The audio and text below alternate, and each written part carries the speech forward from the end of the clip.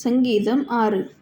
நெகினோத் என்னும் வாத்தியத்தில் செமினீத் என்னும் ராகத்தால் வாசிக்க ராகத் தலைவனுக்கு ஒப்புவிக்கப்பட்ட தாவீதின் சங்கீதம். கர்த்தாவே, உம்முடைய கோபத்திலே என்னை கடிந்து கொள்ளாதேயும், உம்முடைய உக்கிரத்திலே என்னை தண்டியாதேயும். என்மேல் இரக்கமாயிரும் கர்த்தாவே. நான் பலனற்று போனேன், என்னை குணமாக்கும் கர்த்தாவே. என் எலும்புகள் நடுங்குகிறது, என் ஆத்துமா மிகவும் வியாகுலப்படுகிறது. கர்த்தாவே, எதுவரைக்கும் இரங்காதிருப்பீர்?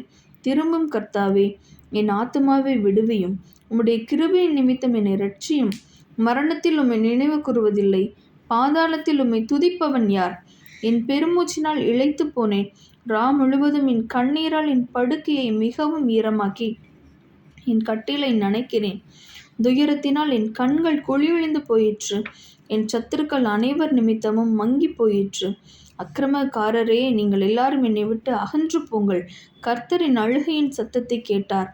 கர்த்தர் என் விண்ணப்பத்தை கேட்டார். கர்த்தர் என் ஜெபத்தை ஏற்றுக்கொள்வார். என் பகைஞர் எல்லாரும் வெட்கி மிகவும் கலங்கி போவார்கள்.